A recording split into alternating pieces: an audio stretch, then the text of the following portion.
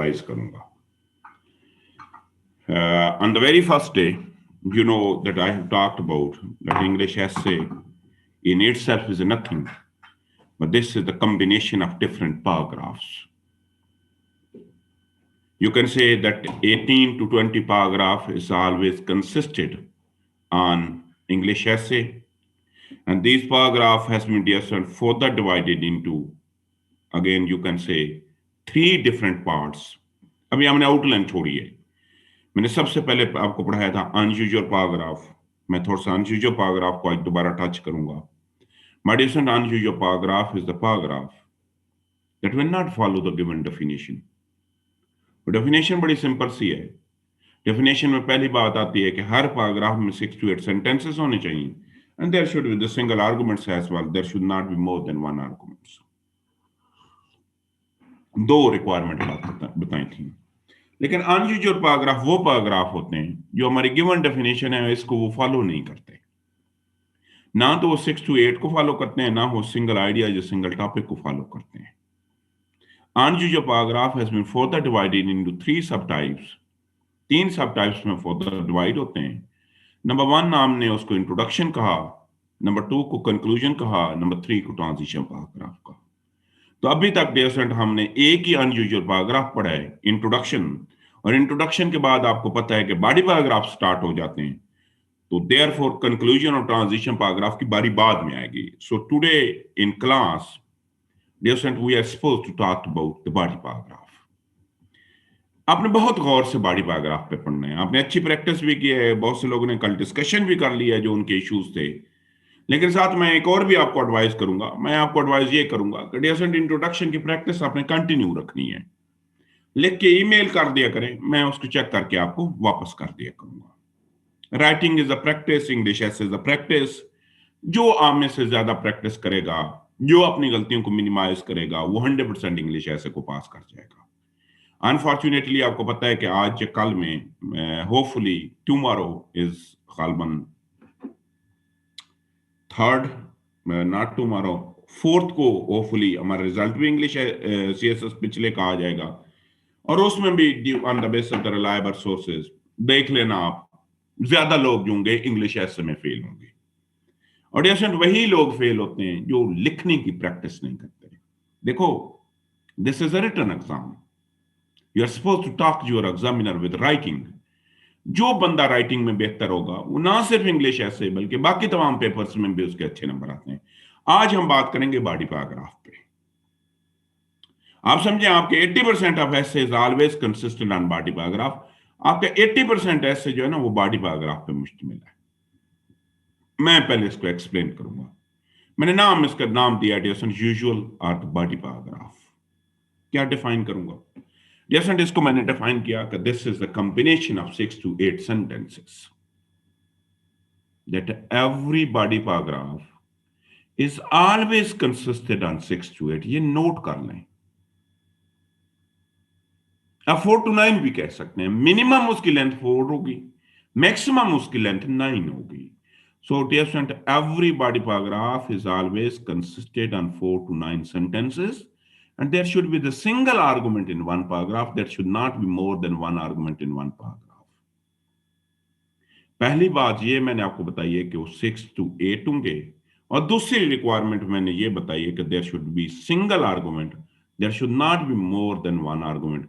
हमेशा एक आर्गुमेंट होगी, एक से ज्यादा आर्गुमेंट्स नहीं होगी। दो बातें हो गई। तीसरी बात, my dear friend, this is always indicated by a new line. हर पैराग्राफ को आप एक नई लाइन से लिखेंगे, and you are supposed to do indentation as well. Indentation का मतलब ये जो हम स्पेस थोड़ी सी छोड़ते हैं, इसको हम अडेंटेशन बोलते हैं। तो 4 रिक्वायरमेंट हो गई। पहली 6 to 8, दूसरी सिंगल आर्गुमेंट्स, तीसरी इंडिकेटेड बाय न्यू लाइन, और fourth you are supposed to do the indentation as well. और एवरी अच्छी बात यह है कि बोथ आर्गुमेंटेटिव एंड डिस्क्रिप्टिव, इन दोनों को बॉडी पैराग्राफ का लिखने का स्टाइल जो है ना, that is the same. Both I mean argumentative as well as descriptive, they both have the same writing style. अच्छी बात यह है कि दोनों को लिखने का अंदाज जो है ना वो सेम है। मैं जरा इनको डिफाइन करूंगा। It is always consistent 6 requirement, इसकी 6 रिक्वायरमेंट है बॉडी पैराग्राफ की। जैसे इसकी सबसे पहली रिक्वायरमेंट ये है कि there should be the topic sentence, topic sentence का होना जरूरी है। There must be the topic sentence. Topic sentence को मैं डिफाइन करता हूं। जैसे topic sentence is the first sentence, the sentence, topic sentence is the first sentence that always starts your paragraph. Introduce नहीं करता। इंट्रोडक्शन का पहला सेंटेंस जो है वो तमहीद बांधता है, लेकिन बॉडी पैराग्राफ का जो पहला सेंटेंस है वो डायरेक्ट टॉपिक को स्टार्ट कर लेता है। मैंने क्या डिफाइन किया? मैंने कहा topic sentence is the sentence which always starts your paragraph. Development जो इसको हम सपोर्टिंग सेंटेंसेस कहते हैं। My dear son, supporting sentences are the sentences that will convert your single sentence that is known as a topic sentence into a full-fledged paragraph. क्या हमने बताया कि supporting sentences वो सेंटेंसेस होते हैं जो एक सिंगल सेंटेंस जिसको अपने टॉपिक सेंटेंस कहा है उसको जब ये फुल फ्लेज पैराग्राफ में कन्वर्ट करते हैं तो they are known as a supporting sentence. Coherence, my dear son, coherence mean the singleness.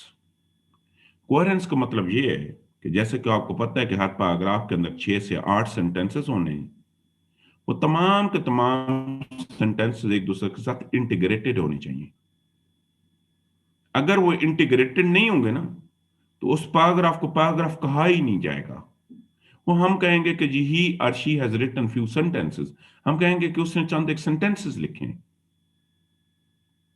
तो coherence mean the connectivity. Coherence mean the connectivity among 6 to 8 sentences, कि आपके 6 से 8 सेंटेंसेस जो होंगे ना वो एक दूसरे के साथ वेल इंटीग्रेटेड होनी चाहिए।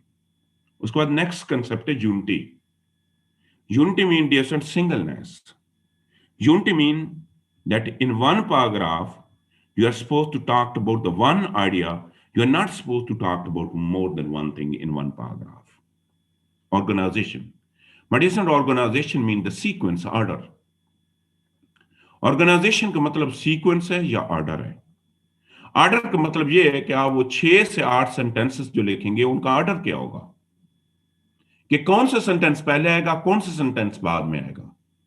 और आखिरी बात यह कि concluding sentence, yes, and concluding sentence is sentence that will conclude the discussion where you have started with the topic sentence. The sentence that will conclude the discussion, वो सेंटेंस जिसने आपकी डिस्कशन जो आपने टॉपिक सेंटेंस से discussion शुरू की थी, वो सेंटेंस को जब आपने एंड करना है तो my dear friend that is known as a concluding sentence.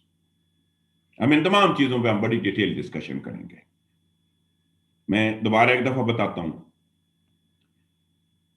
आपके ऐसे जो है ना उसके 80% जो है ना वो बॉडी पैराग्राफ पे मुश्तमिल होगा।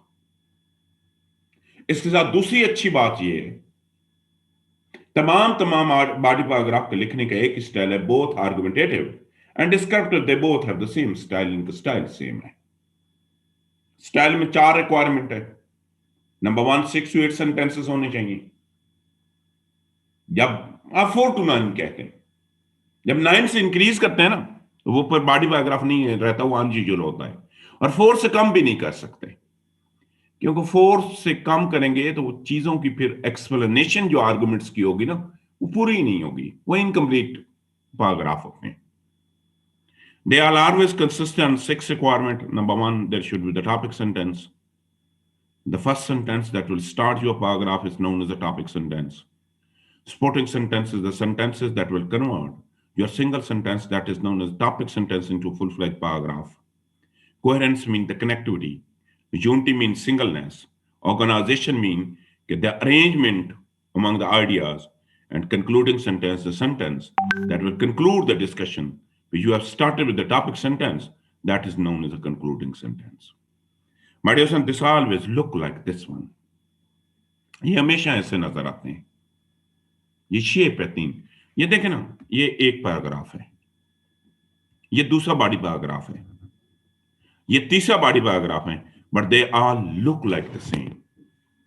सिमिलरिटी क्या है कि हमेशा ये टॉपिक सेंटेंस से शुरू होते हैं, फिर इनमें सपोर्टिंग सेंटेंसेस आते हैं, फिर कंक्लूजन आता है। उसमें टॉपिक सेंटेंस स्टार्ट होते हैं, again supporting, again conclusion. So they all have the same writing pattern as well. अब आते हैं कि टॉपिक सेंटेंस क्या है। यहां पे एक चीज मैं बताता जाऊं, अब जब प्रेसी राइटिंग करते हैं ना, आपका एग्जामिनर अक्सर या आपका जो टीचर पढ़ा रहा है या जिन बुक्स में प्रेसी राइटिंग आप पढ़ रहे हैं उसमें हमेशा लिखा होता है कि find out the topic sentence. उसकी लॉजिक ये है कि प्रेसी राइटिंग जो होती है वो हमेशा बॉडी पैराग्राफ से बनाई जाती है। और दूसरी जहां पे एक और चीज मैं आपको बताऊं डियर स्टूडेंट्स, कि स्टूडेंट्स आप जो है ना, आपका सिंपल एक इशू है, आपका इशू है how to start a paragraph. और believe me, once you have started paragraph, जब आप अपना पैराग्राफ स्टार्ट कर लेते हैं ना, तो फिर आप रुकते नहीं हैं, फिर आप नहीं स्टॉप करते किसी जगह पे। आपका सबसे बस मसला इशू ये है कि how to start a paragraph में, और किससे स्टार्ट करना है। आप समझे आपने 18 से 20 बॉडी पैराग्राफ लिखने हैं, और तमाम के तमाम 18 से 20 बॉडी पैराग्राफ जो होंगे they always start with the topic sentence. तमाम के तमाम पैराग्राफ जो हैं वो हमेशा टॉपिक सेंटेंस से स्टार्ट होंगे। Let me start. मैं जरा टॉपिक सेंटेंस को आपके लिए आसान करता हूं, मैं पहले इसको डिफाइन करता हूं। My dear son, this is the very first sentence, or you can say the catch line of a paragraph. ये पहला सेंटेंस होगा और हमने इसको नाम रखा है कि this is the central line, और you can say the catch line of paragraph which always set the direction of your paragraph as well. ये हमेशा आपका पैराग्राफ जो है उसकी डायरेक्शन को डिटरमिन करता है, and it is always consisted on 3 requirement. ये 3 रिक्वायरमेंट पे हमेशा मुश्तमिल है। दोबारा एक्सप्लेन करता हूं। My dear son, this is the very first sentence. आप समझे आपके हर बॉडी पैराग्राफ का आगाज टॉपिक सेंटेंस से होता है। This is the central line of your paragraph as well. आप समझे बेटे आपका पूरा का पूरा पैराग्राफ इसके इर्द गिर्द घूमता है। यहां पे एक और चीज मैं आपको बताऊं बेटे, आपका जब एग्जामिनर आपका ऐसे पढ़ रहा होता है वो पूरा को पूरा ऐसे पढ़ता भी नहीं है, वो स्किमिंग करता है। स्किमिंग का मतलब है किसी किसी जगह से कोई चीज पढ़ेगा, लेकिन हर पैराग्राफ को पहली लाइन जरूर पढ़ेगा, क्योंकि पहली लाइन पढ़ के ही उसे अंदाजा हो जाएगा कि आपका ये पूरा का पूरा पैराग्राफ किस चीज पे मुश्तमिल है। मैंने कहा this is the very first sentence, और you say can say the central line of your paragraph as well, and this is always consisted on 3 requirement. बड़ा आप आसान कर देते हैं। हमेशा टॉपिक सेंटेंस में 3 चीजें आती हैं। टॉपिक सेंटेंस जब भी आप बनाएंगे ना उसमें 3 रिक्वायरमेंट उसकी होती हैं। और जैसे टॉपिक सेंटेंस की जो सबसे पहली रिक्वायरमेंट है that is the discourse marker. ये डिस्कोर्स मार्कर क्या होते हैं? इवन आप अपना ऐसे पढ़े ना, तो ऐसे में इंस्ट्रक्शन में लिखा होता है कि use the relevant discourses in your writing. या कैसे में लिखा होता है use the relevant discourses in your writing. जरा इनको एक्सप्लेन करते हैं, डिस्कोर्स मार्कर क्या है। Meditation discourse marker are the single words or phrases. They have been used to create the connection among ideas, among sentences, and among paragraphs. Discourse marker वो single words या वो phrases होते हैं जिनका काम होता है एक आइडिया को दूसरे आइडियाज के साथ कनेक्ट करना, एक सेंटेंस को दूसरे सेंटेंस से कनेक्ट करना, और एक पैराग्राफ को दूसरे पैराग्राफ के साथ कनेक्ट करना। कैसे? मैं सपोज करता हूं, मैं लिखता हूं एक जुमला में लिखता हूं कि Quaid Azam was our leader, he was a wise person. अब तीसरे सेंटेंस में जब स्टार्ट करता हूं तो मैं लिखता हूं इन एडिशन। अब इस इन एडिशन को पढ़ के ही जैसे आप 100% गेस कर सकते हैं कि मेरा नेक्स्ट जो सेंटेंस होगा वो अगेन कैद आजम की एक क्वालिटी होगा। अगर मैं यहां पे इन एडिशन ना लिखता, मैं यहां पे ऑन द कंट्रेरी लिख देता, तो ऑन द कंट्रेरी का मतलब ये था कि मैं अगले पैराग्राफ के अंदर एक और उनकी क्वालिटी नहीं बता रहा, बल्कि मैं जो पिछली बात कार्य की है मैं उसके कंट्राडिक्टरी जा रहा हूं। तो क्या हमने कहा? मैंने कहा डियर फ्रेंड, आप डिस्कोर्स मार्कर यूज करेंगे। और कौन सा डिस्कोर्स मार्कर? स्ट्रक्चर। हमारे पास बहुत ज्यादा डिस्कोर्स मार्कर हैं, फॉर एग्जाम्पल एक डिस्कोर्स मार्कर का नाम है डिस्कोर्स मार्कर एडिशन। उनका काम होता है कि जो काम आपने पहले बात की है उसके एडिशन में कोई बात करना। हमारा दूसरा डिस्कोर्स मार्कर होता है discourse marker of contrast. Discourse marker of contrast का बात होता है कि जो पिछली बात की है उनके कंट्राडिक्टरी बात करना। फॉर एग्जाम्पल मैं लिखूं अनलाइक, मैं लिखूं ऑन द अदर हैंड, मैं लिखूं ऑन द कंट्रेरी। तो हमने यहां क्या बात की कि आपने डिस्कोर्स मार्कर स्ट्रक्चर लिखने हैं, और स्ट्रक्चर के डिस्कोर्स मार्कर के एक ही काम होता है डियर, इनका काम होता है कि एक पैराग्राफ को दूसरे पैराग्राफ के साथ कनेक्ट करना। सपोज करते हैं सपोज हम ये करते हैं कि डियर आप एक टॉपिक लिख रहे हो को education, it's merit and demerits. आपने 10 मेरिट्स लिखने हैं, मेरिट्स के 10 पैराग्राफ हम सपोज करते हैं। ये पहला पैराग्राफ मेरिट्स का लिखा है, ये दूसरा पैराग्राफ मेरिट का लिखा है, ये तीसरा पैराग्राफ मेरिट का लिखा है, ये चौथा पैराग्राफ मेरिट का लिखा है। लेकिन ये तमाम के तमाम पैराग्राफ एक दूसरे के साथ इंटीग्रेटेड होने चाहिए। तमाम के तमाम पैराग्राफ एक दूसरे के साथ इंटरलिंक्ड होने चाहिए। जैसे ये इंटीग्रेटेड नहीं होंगे, ये इंटरलिंक्ड नहीं होंगे, तो आपके पैराग्राफ जो है वो कोई कन्विंसिंग नहीं होंगे।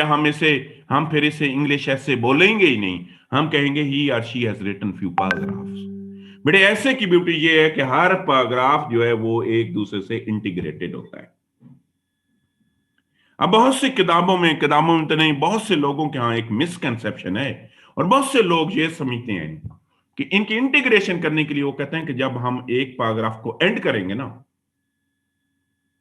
मसलन मेरा टॉपिक मैंने बताया को education it's merit and demerits, मेरा पहला पैराग्राफ है को कॉन्फिडेंस बिल्डिंग पे। मैं सपोज करता हूं जैसे कॉन्फिडेंस बिल्डिंग पे लिख रहा हूं, अगला मेरा पैराग्राफ है मिनिमम यूटिलाइजेशन ऑफ रिसोर्सेज पे। तो ये इंटीग्रेटेड भी होनी चाहिए ना, लिंक्ड भी होने चाहिए एक दूसरे के साथ। बहुत से लोग क्या करते हैं कि जब कॉन्फिडेंस बिल्डिंग के पैराग्राफ को एंड करेंगे ना, उसके एंड में दूसरे को स्टार्ट कर देंगे। ये नहीं हो सकता, ये तो फिर दो आइडियाज हो गए। तो फिर तो डियर फ्रेंड आपका सिंगल आइडिया रहा ही नहीं है, आपके तो दो आइडियाज हो गए। उसी पैराग्राफ के अंदर आपने कॉन्फिडेंस बिल्डिंग की भी बात की है, और उसी पैराग्राफ के अंदर आपने मिनिमम यूटिलाइजेशन ऑफ रिसोर्सेज की भी बात कर दी है। इनका लिंकेज जो है ना वो डिस्कोर्स मार्कर से होता है। फॉर एग्जाम्पल कॉन्फिडेंस बिल्डिंग लिख रहे हैं ना, इसके अंदर फॉर एग्जाम्पल मैं लिखूंगा confidence building is first advantage the merit of coeducation. तो डियर फ्रेंड ये जो फर्स्ट वर्ड मैंने लिखा है ना, इसका मतलब है ये अकेला पैराग्राफ नहीं है, इसके साथ और भी बहुत से पैराग्राफ हैं। तो यहां पे ये फर्स्ट जो था ये डिस्कोर्स मार्कर था। या मैं ऐसे लिखूंगा, मैं लिखूंगा to start with confidence building is one of the key merits of coeducation. तो ये टू स्टार्ट विद ने मुझे बता दिया कि ये अकेला पैराग्राफ नहीं है, इसके साथ और भी बहुत से पैराग्राफ्स आएंगे। तो सबसे पहली चीज हमने क्या यूज करनी है, देखो मैंने कहा कि टॉपिक सेंटेंस के अंदर तीन चीजें मर्ज करेंगे ना तो वो टॉपिक सेंटेंस बन जाएगा। पहली चीज है डिस्कोर्स मार्कर। मैं आपको लिखवा देता हूं, डिस्कोर्स मार्कर के दो सेट हैं, एक को हम सेट ए बोलते हैं और दूसरा जो है ना हम उसे सेट बी बोलते हैं। अब लिख लें, मैं पहले सेट ए के डिस्कोर्स मार्कर आपको लिखाता हूं। अब लिखें फर्स्ट सेट ए जो है ना, उसका पहला डिस्कोर्स मार्कर जो है वो फर्स्टली है, ऑब्लिक फर्स्ट। आपकी मर्जी है, आप फर्स्टली लिखें, आपकी मर्जी है फर्स्ट लिखें, second oblique secondly, third oblique thirdly, fourthly, fifthly, sixthly, आप जितने तक लेके चले जाएं। और इसका आखिरी जो होगा उसको या तो आप फाइनली से एंड करेंगे या लास्टली से एंड करेंगे। ये सेट ए है। Dear we have set B as well. देखो ना बेटे, जब आपने फर्स्टली लिखा, हम लिख लें firstly confidence building is one of the की मेरिट ऑफ को एजुकेशन। तो इस फर्स्टली ने अगले पैराग्राफ के साथ ऑटोमेटिकली आपने कनेक्ट कर दिया। अब अगला पैराग्राफ जब लिखते हो ना, आप लिखते हो secondly minimum utilization of resources is another advantage of coeducation. जब आपने सेकंडली लिखा तो इसने आपको पिछले से भी कनेक्ट कर दिया कि सेकंडली का मतलब यह है कि इससे पहले भी डिस्कशन चल रही थी और अगले के साथ भी आपको कनेक्ट कर दिया। We have set B as well. अगर आप सेट ए यूज नहीं करना चाहते हैं तो आप सेट बी यूज करें। ये सेट बी के कौन से डिस्कोर्स मार्कर नोट कर लें। बट इसका पहला डिस्कोर्स मार्कर जो है वो है टू स्टार्ट विद या टू बिगिन विद। आपकी मर्जी है टू स्टार्ट विद या टू बिगिन विद लिखें। इन एडिशन दूसरा है further moreover, subsequently, moving forward, next, meanwhile, also, as mentioned above। और इसको और भी हैं चंद, एक मैं आपको बाद में बता दूंगा। इसका जो उसको अगर फाइनली सेंड किया तो इसको लास्टली सेंड करोगे। जैसे सबसे पहले देखो ना बेटे, सिंपल सी बात है, मेरा टॉपिक है इंफॉर्मेशन टेक्नोलॉजी ब्लेसिंग आवर कर्स। मैंने 10 कर्स लिखने हैं, तो पहले मैं लिखूंगा टू स्टार्ट विद, दूसरे में आ गया in addition, furthermore, moreover, as mentioned above, meanwhile, also, next, moving forward, subsequently। और जब आखिरी में डिस्कशन को एंड करूंगा तो मैं लिखूंगा लास्टली। माय डियर फ्रेंड, जब एग्जामिनर ने मोर एवर का लफ्ज पढ़ा ना, तो इसका मतलब है आपको पहले और ऊपर दोनों से कनेक्ट कर दिया गया है। दूसरी चीज क्या होती है, तो सेट आपको discourse marker dear topic sentence का याद होगा, आपकी मर्जी है सेट ए चूज करे। वैसे बेहतर यह है कि मेरा सपोज करते हैं मेरा टॉपिक है ना इंफॉर्मेशन टेक्नोलॉजी ब्लेसिंग और कर्स, जब ब्लेसिंग लिखें तो सेट ए यूज करें, और जब आप कर्स पे जाएं तो सेट बी यूज कर लें। अब आते हैं दूसरी चीज मेरी क्या है।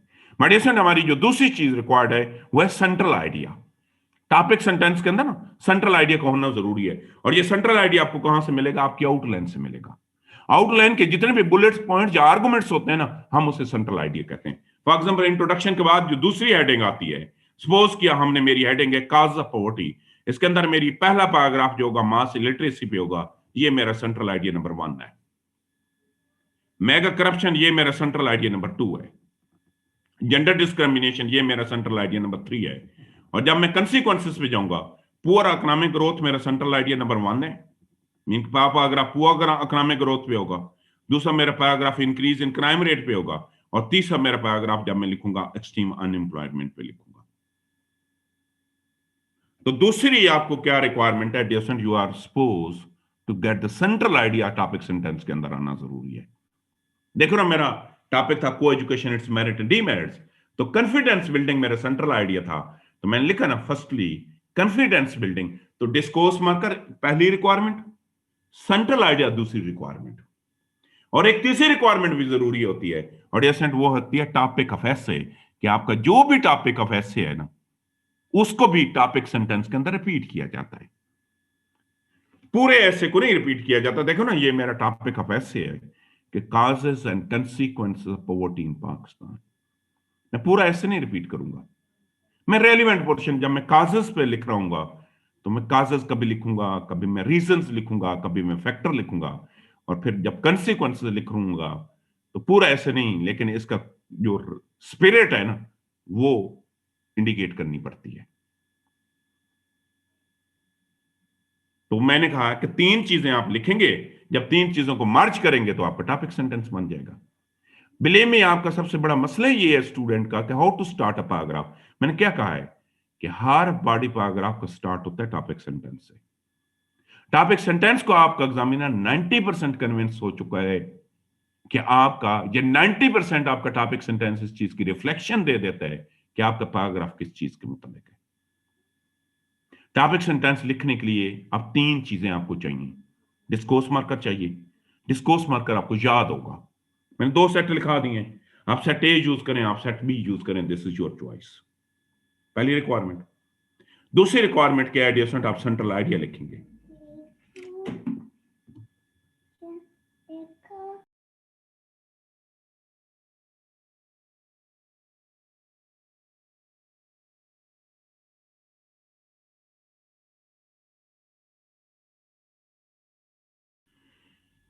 सेंट्रल आइडिया आपसे कहां से मिलेगा डियर, आपको सेंट्रल आइडिया आपके ऐसे से मिलेगा, मीन कि आपके आउटलाइन से मिलेगा, और टॉपिक अब वैसे भी आपको याद होगा। अब जब इन तीनों चीजों को कंबाइन करेंगे तो आपका टॉपिक सेंटेंस बन जाएगा। यही हम देख लेते हैं। हम ये देखते हैं डियर स्टूडेंट, ये हमारा एक ऐसे है, ये एक ऐसे सपोज कर लेते हैं हमने इसकी आउटलाइन भी लिख ली है, हमने इसकी इंट्रोडक्शन भी लिख ली है। उसके बाद बॉडी पैराग्राफ आएंगे ना। बॉडी पैराग्राफ जो पहली हेडिंग होती है, पहली हेडिंग की पहली आर्गुमेंट पे है बॉडी, तो पहला बॉडी पैराग्राफ आना चाहिए मास लिटरेसी पे, दूसरा बॉडी पैराग्राफ आना चाहिए मेगा करप्शन पे, और तीसरा आपका बॉडी पैराग्राफ आना चाहिए एक्सट्रीम जेंडर डिस्क्रिमिनेशन पे। बॉडी पैराग्राफ लिखने के लिए तीन चीजें मुझे जरूरी हैं। मीन के बॉडी पैराग्राफ का आगाज होगा टॉपिक सेंटेंस से, और टॉपिक सेंटेंस के लिखने के लिए मुझे तीन चीजें जरूरी हैं। डिस्कोर्स मार्कर यूज जरूरी है, जब मैं सेट ए यूज करूंगा, जब मैं सेट बी यूज करूंगा, मुझे याद होगा। टॉपिक ऑफ ऐसे मैं लिखूंगा, वो टॉपिक ऑफ ऐसे के साथ मैं जब तीसरी चीज लिखूंगा, वो सेंट्रल आइडिया, जब मैं इन तीन चीजों को कंबाइन करूंगा तो मेरा टॉपिक सेंटेंस बन जाएगा। आगे तो फिर काम बड़ा आसान है, आगे हम पढ़ेंगे। अभी डियर स्टूडेंट हम एक चीज सीख रहे हैं कि how to start a paragraph. हम अभी पैराग्राफ का पहला पहला सेंटेंस सीख रहे हैं। ये देखें, तो मैंने ये देखो, मैं आगाज किया, ये समझें ये मेरा पहला पैराग्राफ का पहला सेंटेंस है, ये मेरे दूसरे पैराग्राफ का पहला सेंटेंस है, और ये मेरा तीसरे पैराग्राफ का पहला सेंटेंस है। हमने क्या लिखा? हम लिखा टू स्टार्ट विद। ये डिस्कोर्स मार्कर है हमारा।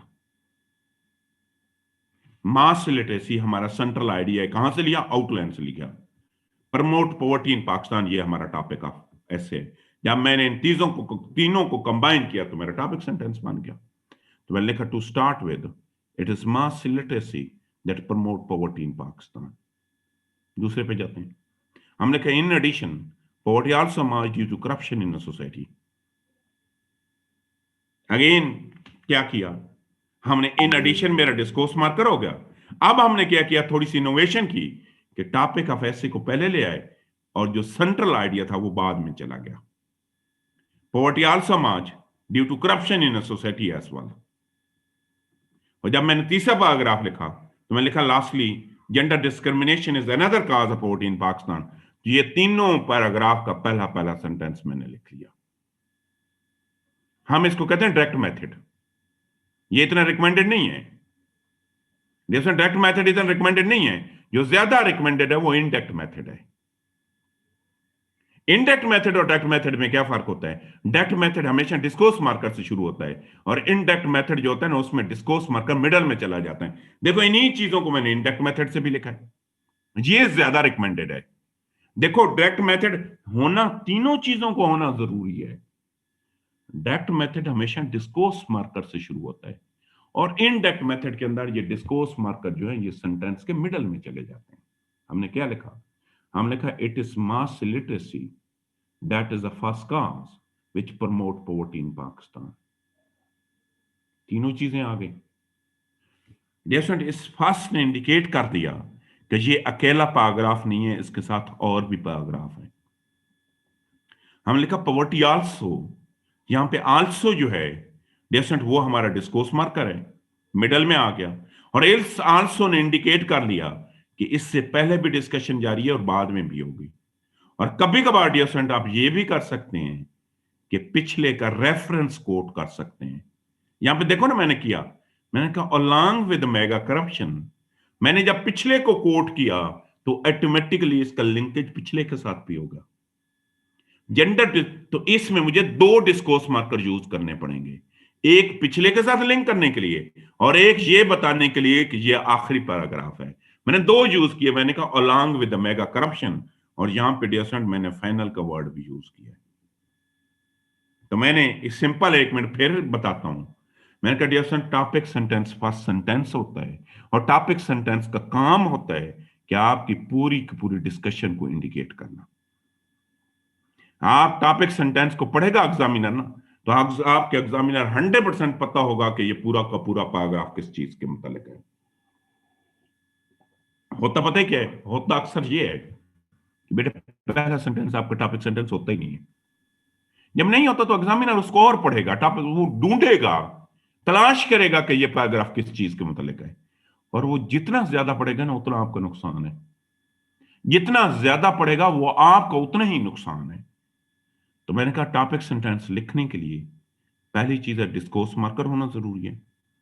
डिस्कोर्स मार्क का काम होता है एक पैराग्राफ को दूसरे पैराग्राफ के साथ कनेक्ट करना। हमने दो सेट बताए। सेट ए बताया, मैंने कहा फर्स्टली ये first, secondly second, thirdly third, fourthly fourth, और दूसरा सेट मैंने आपको सेट बी बताया।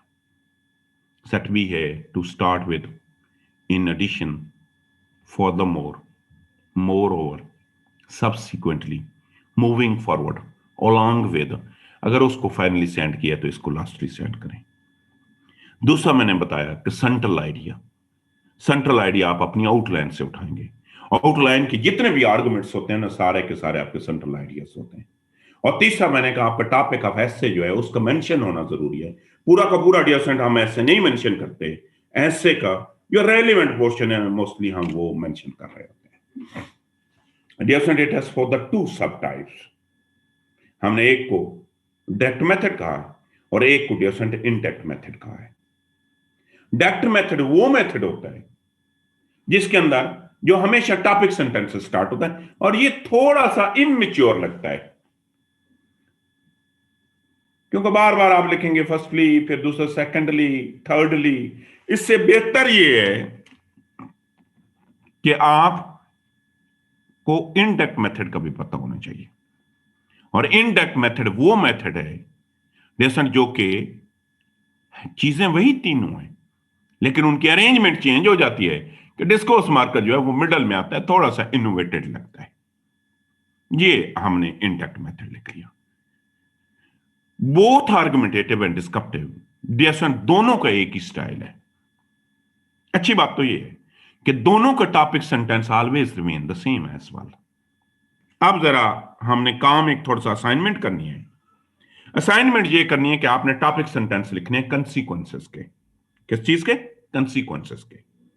डिस्कोर्स मार्कर मैं आपको बता देता हूं। पहले में आप डिस्कोर्स मार्कर यूज करेंगे और डायरेक्ट मेथड यूज करेंगे। इनडायरेक्ट मेथड पे हम बाद में जाएंगे। आप डेजंट जो पहला डिस्कोर्स मार्कर करेंगे वो टू स्टार्ट विद करेंगे, दूसरा करेंगे इन एडिशन, और तीसरा होगा लास्टली। सेंट्रल आइडिया ये कंसिक्वेंसेस के मौजूद हैं। पहला है पुअर इकोनॉमिक ग्रोथ, दूसरा है इंक्रीज इन क्राइम रेट, तीसरा है एक्सट्रीम अनएम्प्लॉयमेंट। और टॉपिक अब वैसे भी आपको नजर आ रहा है। जरा बनाएं तीन टॉपिक सेंटेंस। मैं अभी आपसे सुनूंगा, आप मुझे बताएंगे कि ये सर मैंने टॉपिक सेंटेंस बनाया है। 5 मिनट है आपके पास। अगेन तीन चीजों का कॉम्बिनेशन होगा। डिस्कोर्स मार्कर आपको मैंने बता दिया, सेंट्रल आइडिया जहां पे आप देख रहे हैं, और टॉपिक ऑफ वैसे भी आपको नजर आ रहा है।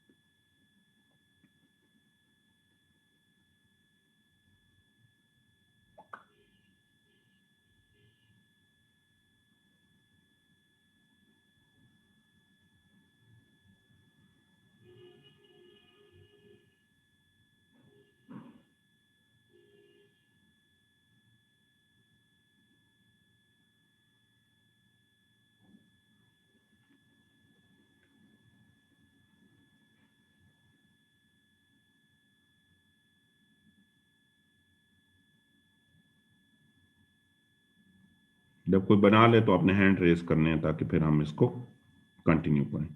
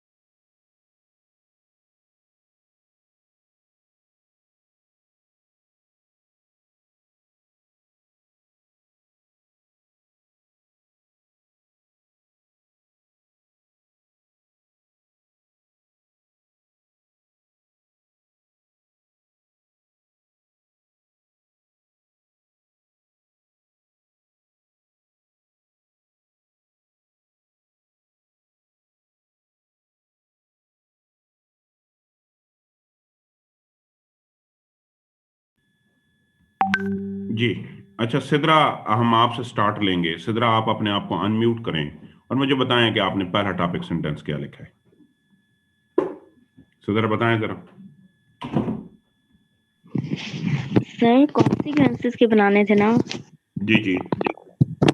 ठीक है सर, वो मैंने पहला लिखा है to start with poor economic growth is major consequence of poverty in Pakistan. बिल्कुल ठीक है। गुड। अच्छा, दूसरा जो हमें बताएगा, हमें असद बताएगा। असद, आप बताओ दूसरा आपने क्या लिखा। In addition, poverty has resulted in increase in crime rate. इन्होंने बिल्कुल ठीक लिखा है। अच्छा डॉक्टर नैमा, आपने क्या लिखा है तीसरे का बताएं।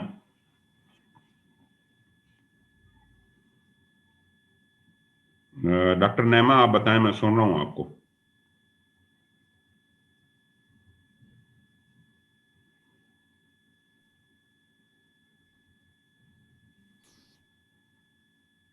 तीसरे का आपने क्या बनाया है अपना, डॉक्टर नैमा?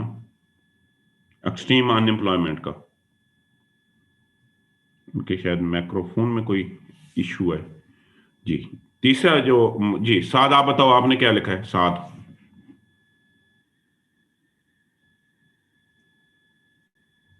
बिल्कुल ठीक है। अच्छा डियर स्टूडेंट, बिलीव मी, सबसे बड़ा मसला ही आपका यही है। जिस लम्हे आपने टॉपिक सेंटेंस सीख लिया ना, एक तो आपकी प्रेस ही बेहतर हो जाएगी, क्योंकि ये वो लाइन होती है, आपके पूरे का पूरा पैराग्राफ इसी पे डिपेंड कर रहा होता है। अब हमने लिखा है ना फॉर एग्जांपल कि firstly poor economic growth is the key cause of poverty in Pakistan.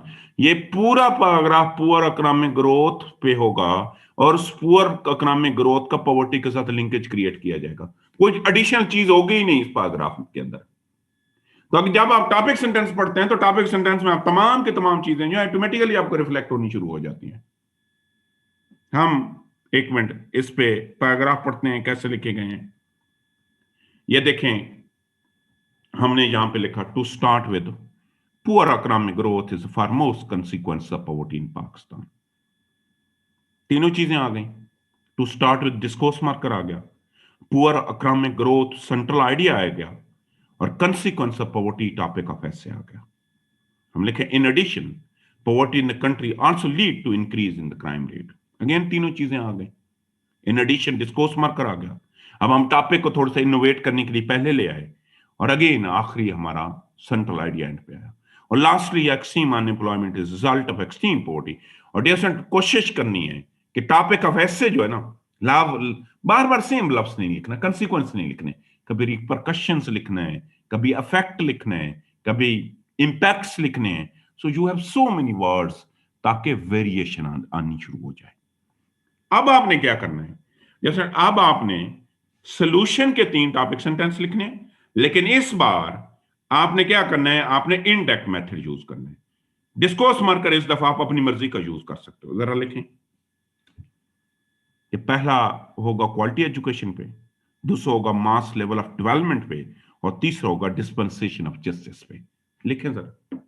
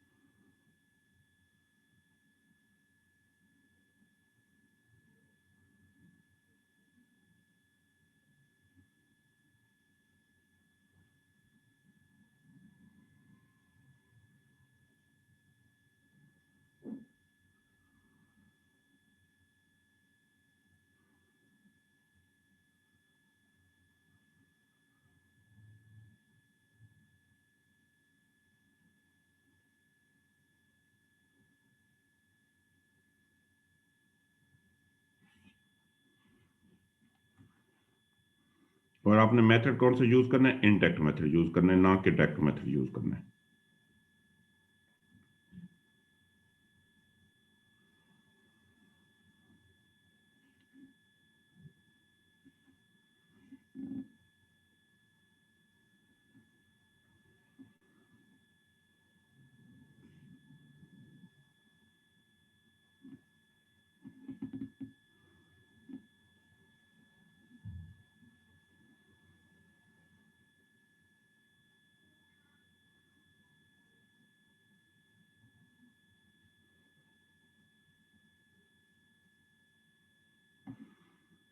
Hopefully तमाम लोगों ने लिख लिया होगा। अगर लिख लिया तो डियर स्टूडेंट अब हम कैसे लिखेंगे ये देखें।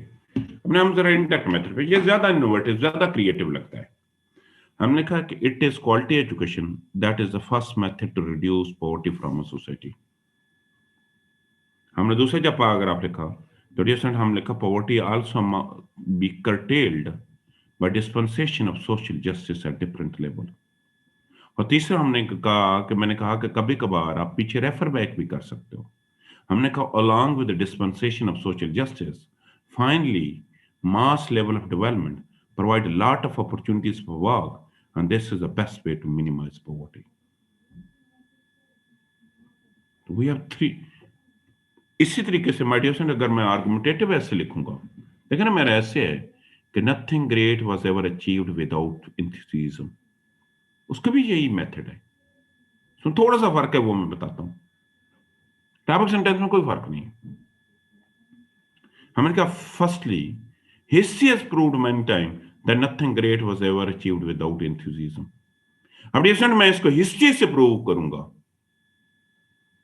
जैसे आर्गुमेंटेटिव ऐसे में जब आपका स्टांस खत्म होता है तो आपको पता है 2-3 पैराग्राफ हम दूसरों के स्टांस के भी देते हैं।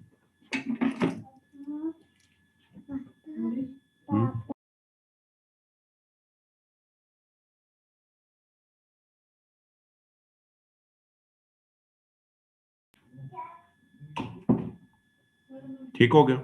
माय डियर फ्रेंड जब आप दूसरों के स्टांस पे जाएंगे तो आप किससे स्टार्ट करेंगे? आप स्टार्ट करेंगे ऑन द अदर हैंड से। जब आपका स्टांस खत्म हो गया, आप दूसरों का स्टांस लिखेंगे ना, तो dear friend you are suppose to start with on the other hand. तो आप किससे स्टार्ट लोगे? आप ऑन द अदर हैंड से स्टार्ट लोगे। ये आगे मैं बताऊंगा, इसको अभी हम फॉर टाइम बीइंग छोड़ देते हैं। अभी तक हमने क्या पढ़ा, एक दफा मैं दोबारा रिवाइज करूंगा। My dear friend today I have started with the body paragraph. मैंने कहा every body paragraph has the same writing method. They are always consistent 6 to 8. There should be single idea and single topic as well. And they are always consistent on 6 requirement. Topic sentence होगा, supporting sentences होंगे, coherence होगी, unity होगी, organization होगा, concluding sentence होगा। अभी तक हमने एक चीज स्टार्ट की है और वो किया कि how to write the topic sentence. मैं एक मिनट दानिश क्वेश्चन का आंसर देता हूं। मैंने कहा dear the very first sentence is the topic sentence. This is central line of your paragraph as well. It is always consistent on 3 requirement.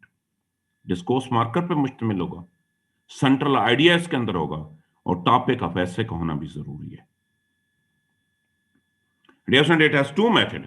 हमने एक को डायरेक्ट मेथड कहा और दूसरे जो है उसको हमने इनडायरेक्ट मेथड कहा है। हमारा एक डायरेक्ट मेथड है और डियर फ्रेंड हमारा दूसरा जो है dear friend this is known as indirect method as well. अब आते हैं नेक्स्ट पे, अब आते हैं सपोर्टिंग सेंटेंस। अभी तक डियर फ्रेंड हमने एक चीज सीखी है कि how to make the first sentence. अब हम क्या सीखेंगे कि how to convert the single sentence that is known as a topic sentence into a full fledged paragraph. जी दानिश क्वेश्चन करें आप। अस्सलाम वालेकुम। जी दानिश। आपने कहा कि एक पैराग्राफ में आप सिर्फ एक आइडिया ही लिख सकते हैं, तो सही है। जैसे और बताया कि कुछ केसेस में आप रेफर बैक कर सकते हैं, जैसे along with corruption, gender discrimination is final cause of उसमें कुछ प्रॉब्लम नहीं होगा? मैं बताता हूं। अगर हम इसमें सिंपल आप फर्स्ट लाइन के अंदर इसका जिक्र करेंगे along with मेगा करप्शन। अब आगे जाके इसका जिक्र नहीं करेंगे। पहले सेंटेंस में जब आप इसका जिक्र करेंगे ना, उससे कनेक्टिविटी क्रिएट हो जाएगी, लेकिन आगे जाके इसका दोबारा आप जिक्र नहीं करेंगे। ठीक है, इससे इशू इस वजह से नहीं होगा कि आपने लिखा था along with, इसका मतलब यह है कि इससे पहले ये डिस्कशन चल रही थी, सिर्फ इसका जिक्र पहले ही सेंटेंस में होगा और वो भी along with से होगा, एंड से नहीं होगा। along with का मतलब ये होता है कि इससे पहले भी ये डिस्कशन चल रही थी और इसके बाद दूसरी रीजन ये है तो उसे इश्यू नहीं होगा, इस वजह से नहीं होगा। इश्यू तब होता है जब एक तो एंड का लफ्ज लिखें और दूसरा इश्यू तब होता है जब अगले सेंटेंसेस में भी उसका बार बार जिक्र आना शुरू हो जाए। ठीक है दानिश? ये आबिद आप क्वेश्चन करें। सर मेरा सवाल ये है कि ये further moreover subsequently sir ही हम सॉरी दोबारा करना, आप अनम्यूट हो गए हो, अपने आप को अनम्यूट करो जी। यस सर मेरा सवाल ये है कि ये further moreover subsequently sir ये हम इनडायरेक्ट मेथड में कैसे यूज कर सकते हैं? ये क्या कर सकते हैं? इनडायरेक्ट मेथड में कैसे यूज कर सकते हैं? आप लिखोगे, इनको मिडल में ले जाओगे ना। यस सर सर कैसे?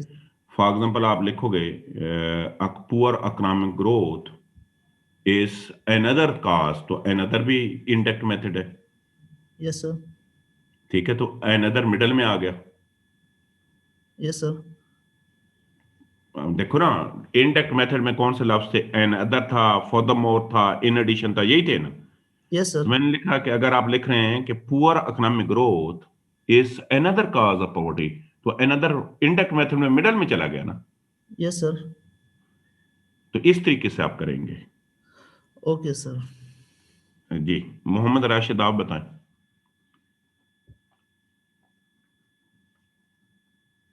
राशिद मैं सुन रहा हूं, आप अपने आप को अनम्यूट करें और क्वेश्चन करें। सर क्वेश्चन ये है कि जिस तरह हमने पहले बात की कि poor economic growth along with in addition to other factors is also causing to poverty. If we connect to poor economic growth and illiteracy, we can add third component thereupon. कर सकते हैं, अगर पिछले भी पैराग्राफ के साथ connect करना चाहते हैं तो कर सकते हैं। कर सकते हैं, लेकिन उसकी जरूरत नहीं है ना। सेकंड और दूसरे को तो जी उसकी जरूरत नहीं है, कर सकते हैं। ठीक। और कभी हम मतलब ऐसा भी पॉसिबल हो सकता है कि हम जिस तरह दो डिस्कोर्स, सेट ऑफ डिस्कोर्स है, हम उनको इंटरचेंजेबली यूज कर लें। Is it possible? For example first करें, हम कोई एक चीज डिस्कस कर रहे थे, लेट्स सी के इलिटरेसी है, इलिटरेसी के अंदर डिस्कस करते हुए दो सब पॉइंट्स में in addition firstly and secondly कर सकते हो। ठीक है, मतलब अलाउड कर सकते हो। देखो जब वो, एक मिनट राशिद, जब वो पैराग्राफ के मिडल में आएंगे ना तो बेटे फिर उनका पैराग्राफ का कनेक्शन नहीं होता। मैंने कहा कि डिस्कोर्स मार्क के 3 काम होते हैं, देन ये सेंटेंसेस को आपस में कनेक्ट कर रहे होते हैं। किसको? सेंटेंसेस को कनेक्ट कर रहे होते हैं। ठीक हो गया? अब आते हैं डियर स्टूडेंट्स सपोर्टिंग सेंटेंस की तरफ। आप जरा गौर से, तवज्जो से पढ़ना है, ये बड़ी मेन चीज मैं पढ़ाने लगा हूं आप। अभी तक dear student we have learn, अभी तक हमने एक चीज सीखी है और हमने ये सीखा है कि how to start a paragraph. हमने पैराग्राफ का सिर्फ स्टार्ट सीखा है।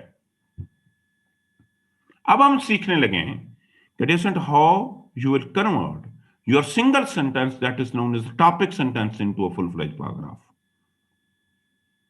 मैंने कहा अभी तक तो हमने सिंपल ये सीखा है कि कैसे आप एक सेंटेंस लिखेंगे, और अब हम सीखने लगे हैं कि कैसे आप एक सेंटेंस जिसको आपने टॉपिक सेंटेंस कहा है उसको फुल फ्लेज पैराग्राफ में कन्वर्ट करेंगे। और ये कन्वर्जन जो है, इसके 2 नाम है। एक इसका नाम है डेवलपमेंट। डेवलपमेंट का मतलब ये है कि कैसे एक सिंगल सेंटेंस को फुल फ्लेज पैराग्राफ में, या हम इसे सपोर्टिंग सेंटेंस भी बोलते हैं, जरा गौर से सुनना। मैंने कहा this is the art, development is the art of converting your topic sentence into a very comprehensive paragraph. The art that how you will convert your single sentence that is known as a topic sentence into a full-fledged paragraph. कि वो art जिसके जरिए आप एक single sentence जिसका नाम आपने topic sentence रखा है उसको कैसे आप फुल फ्लेज पैराग्राफ में कन्वर्ट करेंगे, this art is known as a development. My dear student, you are supposed to do the 3 functions. बुनियादी तौर पे आपने 3 फंक्शन करने होते हैं। सबसे पहली चीज ये है कि आपका जो भी सेंट्रल आइडिया है जैसा आपने उसे डिफाइन करना है और आपने उसे डिस्क्राइब करना है। डिफाइन डिस्क्राइब एक ही चीज है, कभी डिफाइन किया जाता है, कभी डिस्क्राइब किया जाता है। मसलन मेरा टॉपिक सेंटेंस है कि illiteracy is the key cause of poverty. तो स्पोर्टिंग में मैं क्या करूंगा, मैं सबसे पहले काम करूंगा कि मेरा जो सेंट्रल आइडिया है ना इलिटरेसी, मेरा क्या जैसे मेरा जो सेंट्रल आइडिया इलिटरेसी है मैं उसे डिफाइन या डिस्क्राइब करूंगा। मैं किससे स्टार्ट करूंगा, मेरा पहला सेंटेंस तो मौजूद है मेरे पास। पहला सेंटेंस क्या मौजूद है कि illiteracy is the key cause of poverty. अब मैं थोड़ा सा इलिटरेसी को डिफाइन डिस्क्राइब करूंगा। मैं लिखूंगा कि illiteracy means when an individual does not have access to the basic skills. This means the person is unable to read and write. And once the person would be unable to read and write, this means that he is unable to get the job in government as well as in private sector. And once he is unable to get the job in government and private sector, this means that he will not earn the money. And once he will not earn the money, this means the person remains poor.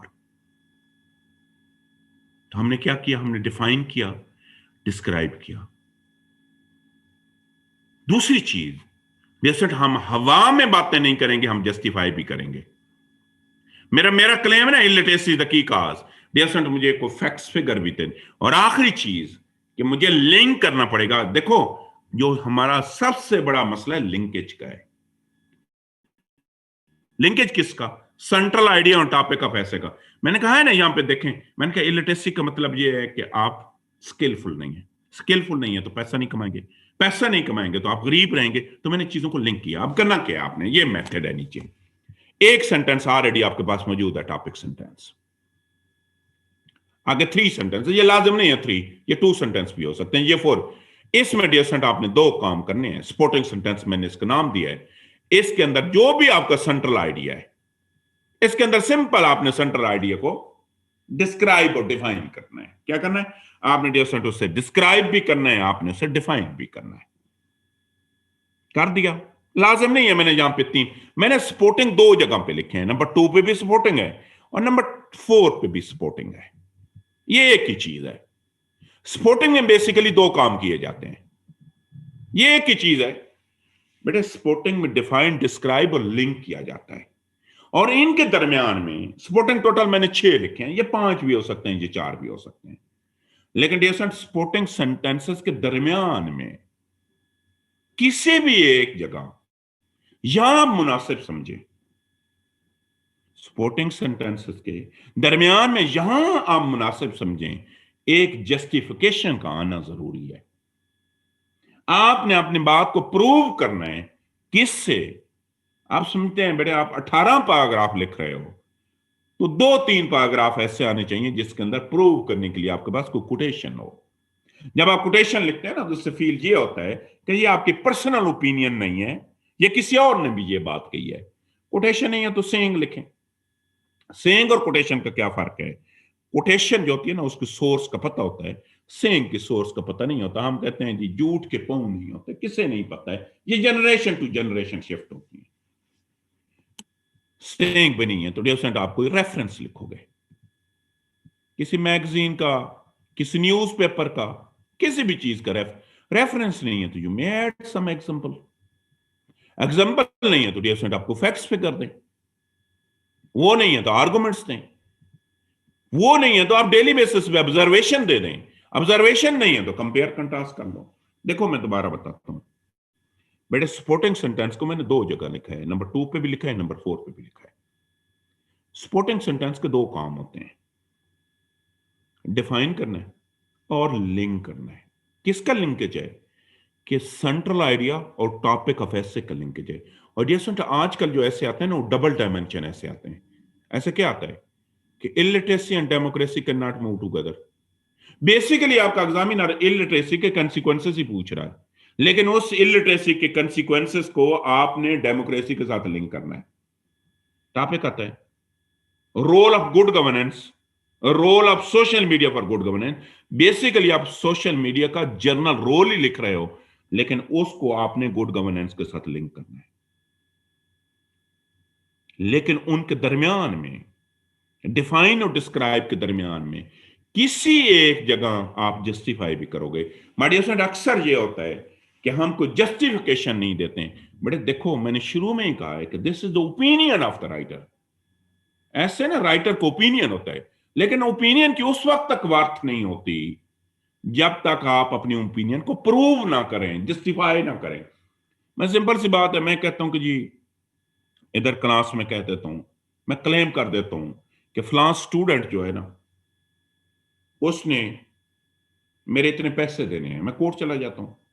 बेटे, court मेरा claim उस वक्त तक नहीं मानेगा जब तक मैं उसको जस्टिफाई नहीं करूंगा, मैं कोई एविडेंसेस नहीं दूंगा। तो डियर स्टूडेंट, आपने एविडेंसेस देखने, देखें एक हम पैराग्राफ है, मैं जरा पैराग्राफ आपको दिखाता हूं।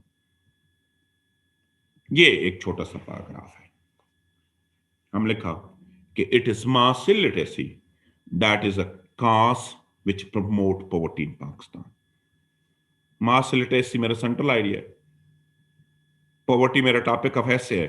डिफरेंट डिस्कोर्स मार्कर इसमें मैंने नहीं लिखा है और आएगा भी नहीं। क्यों नहीं आएगा? डिस्कोर्स मार्कर का काम होता है एक पैराग्राफ को दूसरे पैराग्राफ के साथ लिंक करना। ये तो अकेला पैराग्राफ है। जब एक पैराग्राफ होता है ना, सिंगल पैराग्राफ होता है, देन डिस्कोर्स मार्कर रिक्वायर्ड ही नहीं होता। तो हम लिखा it is mass literacy that is a key cause of poverty in Pakistan. तो हम अब क्या करेंगे? हम इलिटरेसी जो सेंट्रल आइडिया है इसे डिफाइन करेंगे, या ओब्लिक डिफाइन करेंगे, या डिस्क्राइब, ला एक ही चीज है। हम इससे जस्टिफाई करेंगे और हम इनका रिलेशन में, इनके इलिटरेसी और टॉपिक ऑफ ऐसे का आपस में रिलेशन क्रिएट करेंगे। हमने क्या लिखा? डिफाइन किया ब्लैक के अंदर, सपोर्टिंग सेंटेंस लिखे। हम लिखा illiteracy refer to the inability of a person to read and write. In its simplest form it can be defined as a lack of any or sufficient education. Illiteracy is both a social evil and national problem for Pakistan. Such situation also create problem to secure employment in government as well as in private sector and thus lead to the poverty. ये हम red के अंदर justify कर रहे हैं। हमने कहा according to the economic survey of Pakistan 2016-17, illiteracy rate in Pakistan is 41%. Therefore, 24% people of total population is living below the poverty line. It is also fact that the illiterate people in the era of technology are unable to do any business to improve the economic condition of their families. देखो ना, हमने link करना शुरू कर लिया। In short, और आखिरी sentence जो होता है वो सारी डिस्कशन को कंक्लूड करेगा। मैंने टॉपिक कंक्लूडिंग सेंटेंस पढ़ाया नहीं, मैं पढ़ाता हूं। हमने कहा in short it can be stated that illiteracy is a social evil which always lead to the poverty. अब ये देखें, ये एक और पैराग्राफ है, ये टॉपिक है नेशनल इंटीग्रेशन, और ये सोल्यूशन का पैराग्राफ है। हमने क्या लिखा? हमने कहा it is quality education which can foster national integration in society and country. Central idea क्या है? Quality education. डिफरेंट, इसे मैं डिफाइन डिस्क्राइब करूंगा, मैं इसे लिंक करूंगा, और फिर मैं इसे टॉपिक ऑफ ऐसे के साथ लिंक करके फिर इसे जस्टिफाई करूंगा। हमने क्या लिखा? हमने कहा it is quality education which can foster national integration in a society and country. It equips an individual. हम डिफाइन कर रहे हैं या डिस्क्राइब कर रहे हैं? पीछे में डिफाइन किया था, यहां बेसिकली डिस्क्राइब कर रहे हैं। हमने कहा it equips, it stand for quality education.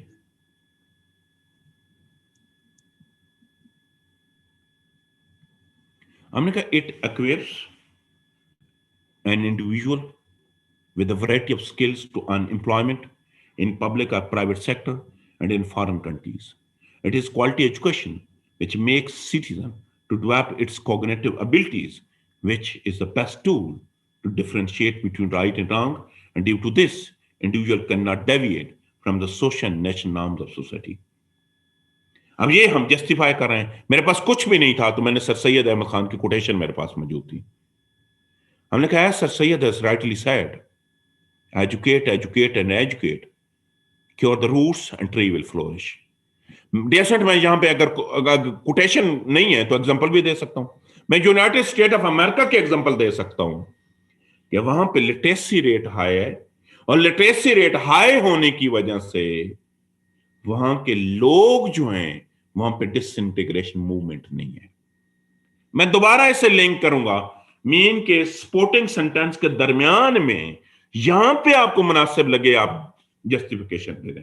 मैं दोबारा सपोर्टिंग पे वापस आ रहा हूं। मैंने moreover an educated person is always a great source of inspiration for other and he can convert anti state element to work for nation building. Hence this prove that quality education is the effective tool to strengthen national integration in a country. तो dear student, in simple words, मैंने क्या कहा आपको कि ये एक आपका format है, टॉपिक सेंटेंस ऑलरेडी होगा, उसके बाद dear student आप सपोर्टिंग सेंटेंसेस लिखेंगे। सपोर्टिंग सेंटेंसेस में आप डिफाइन डिस्क्राइब करेंगे, दरमियान में कोई जस्टिफिकेशन लिख देंगे, उसके बाद दोबारा सपोर्टिंग पे आएंगे और एंड पे dear student आप अपना कंक्लूजन लिख देंगे। ठीक हो गया यहां तक? चाहे माय डियर स्टूडेंट मेरा आर्गुमेंटेटिव ऐसे है, चाहे डिस्क्रिप्टिव ऐसे है, format will remain the same. मैं अभी 1 मिनट आपको एक आर्गुमेंटेटिव ऐसे की भी एग्जांपल देता हूं ताकि चीजें और ज्यादा आपके लिए क्लियर हो जाएं, बड़ी आसान हो जाएंगी आपके लिए चीजें जो है ना।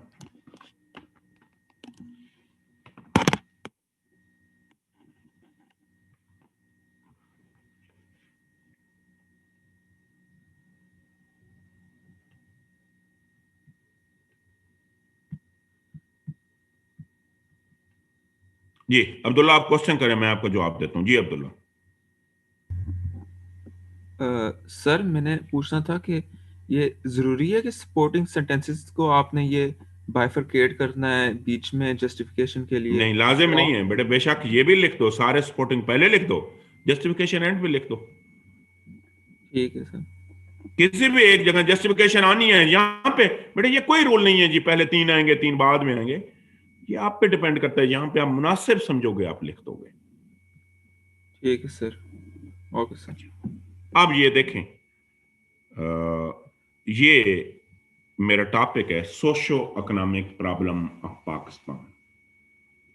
मेरा आउटलाइन का पहला जो था उसमें मैंने हेडिंग दी थी socio economic problem of Pakistan, और उसमें जो पहली प्रॉब्लम जिसका जिक्र किया था मैंने पॉवर्टी का लिखा था। अब यहां पे देखें, पहले डिस्कोर्स मार्कर नहीं था, लेकिन अब डिस्कोर्स मार्कर आ गए। क्यों आ गए? क्योंकि पहले जो पैराग्राफ थे ना वो सिंगल पैराग्राफ थे। डिस्कोर्स मार्कर का तो काम ही होता है एक पैराग्राफ को दूसरे पैराग्राफ के साथ इंटरलिंक करना। ठीक हो गया? अच्छा, अब हमने क्या लिखा?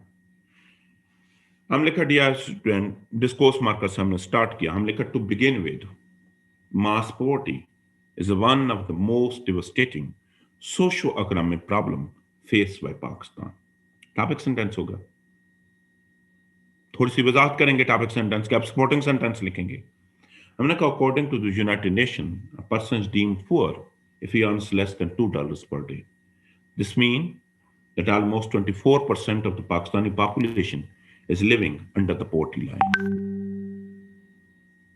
The situation becomes extremely gloom if one moves the poverty threshold to $4 per day, because then about 60% of Pakistani population will fall in the extreme poor bracket. Poverty breeds crime and discord in the society. A person cannot prove to be a responsible citizen unless he manages to overpower his desolate conditions. अब हमारे पास कुछ भी नहीं था, तो मेरे पास एक saying थी, तो मैंने उससे प्रूव कर दिया। ये सेइंग मैं लिख रहा हूं। हमने it is famous anti pro the hungry man is an angry man, extreme poverty lead to the use of unfair and corrupt means to survive. Hence, developed poverty is a socio-economic problem that has engulfed the whole society. अब जब इसका दूसरा paragraph में लिखूंगा corruption पे, अगर वो मेरा आखिरी पैराग्राफ है तो मैं लिखूंगा लास्टली, अगर उसके बाद भी कोई है तो मैं लिखूंगा मूविंग फॉरवर्ड।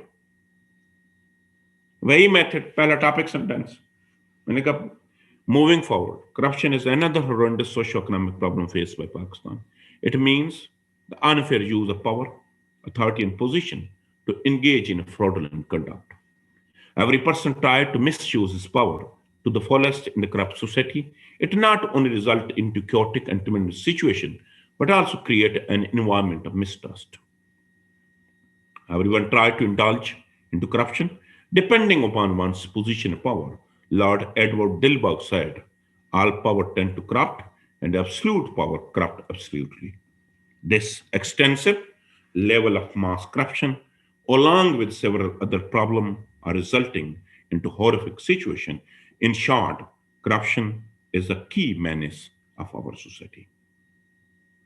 मेडिसन अगर मेरा आर्गुमेंटेटिव ऐसे है तो उसमें भी ये स्टाइल है। देखो ये देखते हैं, ये मेरा टॉपिक है और टॉपिक ये है कि gender equality is a myth. और लास्टली का मतलब ये है कि ये मेरे आर्गुमेंट का आखिरी पैराग्राफ होगा। समझते हैं कि समझें बेटे, इससे पहले मैंने 9 या 10 पैराग्राफ ऑलरेडी लिख लिए हैं। अगेन मैं किस से स्टार्ट करूंगा? Decent I would like to start with topic sentence. और टॉपिक सेंटेंस में क्या लिखूंगा? मैं लिखूंगा lastly the prevailing hegemony of man depict the status of equality of a man. मेरा स्टांस क्या इससे इंडिकेट हो रहा है कि मेरा स्टांस ये है कि जेंडर इक्वलिटी जो है वो मिथ है। अब जरा इसको एक्सप्लेन मैं करूंगा। मैंने लिखा कि it is a practice that legitimizes the man's dominant position in a society and justify the subordination of the woman. The assent of woman, even on the most important decision, or her life is ruthlessly ignored, which is a result of the male dominance in different societies. Furthermore, at most of time, the right of expression is suppressed under these orthodox norms of society. In the third world countries, her consent is not taken into account even at the time of marriage. हमारे पास कुछ भी नहीं था तो हमने अपनी daily observation दे दी है, justify कर दिया। Thus, a continued supremacy of man over the woman express the awful status of woman in the society. Hence, it can be stated that gender inequality which prevails in society manifests the reality that gender equality is a myth. तो मैं दोबारा बताता हूं, dear, चाहे मेरा argumentative ऐसे होगा, चाहे मेरा डिस्क्रिप्टिव ऐसे होगा, the method always remain the same. कि टॉपिक सेंटेंस होगा, उसके बाद ये सपोर्टिंग सेंटेंस मैंने 2 जगह लिखे हैं, नंबर 2 पे, नंबर 4 पे, कोई फर्क नहीं है। और ये कोई लिमिट भी नहीं है कि 3-3 होना लाजिम है, या आप अपनी मर्जी कर सकते हो। उनके दरमियान में किसी भी एक जगह जस्टिफिकेशन का आना जरूरी है। और स्टूडेंट का मसला भी ये है कि उनके पैराग्राफ के अंदर जस्टिफिकेशन मोस्टली मिसिंग होती है। उनके जस्टिफिकेशन मिसिंग होती है और देन आप you are suppose to conclude, end पे आप अपनी डिस्कशन सारी को कंक्लूड करेंगे। कंक्लूडिंग सेंटेंस, 1 मिनट में क्वेश्चन बाद में लेता हूं, मैं कंक्लूडिंग सेंटेंस पढ़े पढ़ा लेता हूं। माय डियर स्टूडेंट, जिस तरीके से हर ऐसे का एक इंट्रोडक्शन होता है और हर ऐसे का एक कंक्लूजन होता है, इसी तरीके से हर ऐसे में, जैसे जिस तरीके से हर ऐसे में एक इंट्रोडक्शन होता है, एक कंक्लूजन होता है, इसी तरीके से हर पैराग्राफ का एक सेंटेंस, पहला सेंटेंस टॉपिक सेंटेंस होता है और आखिरी सेंटेंस कंक्लूडिंग सेंटेंस होता है, क्योंकि अगला पैराग्राफ जो है वो एक नई आइडेंटिटी है। हमने क्या लिखा? हमने कहा this is the last sentence of paragraph to conclude the discussion which you have started with the topic sentence. It has 3 requirement. इसकी 3 रिक्वायरमेंट होगी। इसकी सबसे पहली रिक्वायरमेंट है कंक्लूडिंग डिस्कोर्स मार्कर आप ऐड करोगे। क्या ऐड करोगे? जैसे आप कंक्लूडिंग डिस्कोर्स मार्कर ऐड करोगे। कौन से? हिंस लिखोगे, देयरफॉर लिखोगे, लिख रहे हैं hints, therefore, in short, in brief, in nutshell, in conclusion, lastly, finally, और भी बहुत से।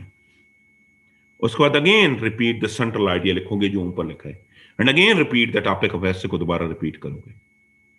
ये देखें, हम लिखा hints, it can be stated that the mass literacy promote poverty in Pakistan. जब दूसरे का एंड करूंगा तो मैं लिखूंगा इन short it can be proved, क्योंकि उन पर जस्टिफिकेशन से प्रूव कर चुके हो। Hence, it's short, it proved that poverty also emerged due to corruption in a society. So it is gender discrimination, which is another cause of poverty in Pakistan. तो अभी आज हमने तीन चीजें पढ़ी। जैसे हमने तीन चीजें पढ़ी। सबसे पहला हमने आज पढ़ा कि टॉपिक सेंटेंस कैसे लिखेंगे। नेक्स्ट हमने पढ़ा कि सपोर्टिंग सेंटेंसेस कैसे लिखेंगे। और तीसरा हमने कंक्लूडिंग सेंटेंस पढ़ा। बीच में कुछ चीजें अभी हमने स्किप की हैं। पहले आप क्वेश्चन कर लें और फिर again we will move forward. जी फ्रिया बताएं। सर आपने एक दफा पहले बताया था कि डिस्कोर्स मार्कर हम इंट्रोडक्शन में भी यूज कर सकते हैं, मतलब अगर हम स्टार्ट में वो दोबारा बेटे बता इंट्रोडक्शन देंगे। के स्टार्ट में मैंने कभी नहीं कहा कि इंट्रोडक्शन के स्टार्ट में डिस्कोर्स मार्कर यूज कर सकता है। इंट्रोडक्शन के मिडल में आ सकते हैं, स्टार्ट में कभी भी नहीं आता। सर एक दफा आपने ना फिर वो मैंने बिल्कुल नहीं कहा है। नहीं नहीं सर कहा है आपने बेटे। नहीं सर आपने इंट्रोडक्शन में नहीं कहा होगा, मतलब मुझे गलती लग रही है, आपने कहीं बताया था, मुझे एग्जैक्ट याद भी नहीं आ रहा। मैं दोबारा बता देता हूँ फ्रिया, इंट्रोडक्शन का आगाज कभी भी डिस्कोर्स मार्कर से नहीं होता। बॉडी पैराग्राफ का आगाज डिस्कोर्स मार्कर से होता है। इंट्रोडक्शन के मिडल में आ सकते हैं और वहां पता है उनका क्या काम होता है। उनका मैंने देखो ना डिस्कोर्स मार्कर के तीन काम बताए हैं। जी सर। पहला इसका काम है आइडियाज के दरमियान में कोहेरेंस कनेक्ट करना, ऐसे ही है। जी दूसरा होता है सर। सेंटेंसेस और तीसरा होता है पैराग्राफ। जब पैराग्राफ के पहले सेंटेंस में आता है तो इसका काम होता है पैराग्राफ के दरमियान में कनेक्शन। इंट्रोडक्शन के जो सेंटेंसेस हैं उनको आपस में कनेक्ट कर सकते हो डिस्कोर्स मार्कर के जरिए। सही है। और सर अगर हम जब हम पहला बॉडी पैराग्राफ लिखेंगे तो हम तब उसका स्टार्ट कर सकते हैं इससे। तो हर बॉडी पैराग्राफ का स्टार्ट टॉपिक सेंटेंस से किया है, सही है। डिस्कोर्स मार्कर से किया जाता है। क्योंकि वो बॉडी पैराग्राफ जो है वो इंट्रोडक्शन से कनेक्ट कर रहा होगा ना, वो डिस्कोर्स मार्कर जो है। सर ऐसे ही है। बेटे इंट्रोडक्शन से डिस्कोर्स मार्कर नहीं उसे कनेक्ट करने करेगा, अच्छा इंट्रोडक्शन से उसे थीसिस स्टेटमेंट कनेक्ट करेगी। डिस्कोर्स मार्कर के एक ही काम होता है कि तमाम के तमाम बॉडी पैराग्राफ को आपस में कनेक्ट करना। ठीक है। और सर आपने ये बताया था कि ट्रांजिशन पैराग्राफ जो है वो जब हम अगर हमें पूछा होगा कॉजेज एंड रेमेडीज, तो हम ये सारी कॉजेज लिख ली हैं, उसके बाद हम लिखेंगे ना जी उसके ट्रांजिशन बाद पैराग्राफ के लिखेंगे। बाद। जी जी बाद लिखेंगे और मैंने पढ़ाना है कल की क्लास में ट्रांजिशन पढ़ाऊंगा। ठीक है सर, थैंक यू। जी सिद्रा बताओ। सर वो मूविंग फॉरवर्ड आपने जो डिस्कोर्स मार्कर बताया उसका मैंने पूछना है, कुछ तो सेकंड थर्ड पैराग्राफ में लिख सकते हैं, लास्ट वाले में नहीं ना लिखना।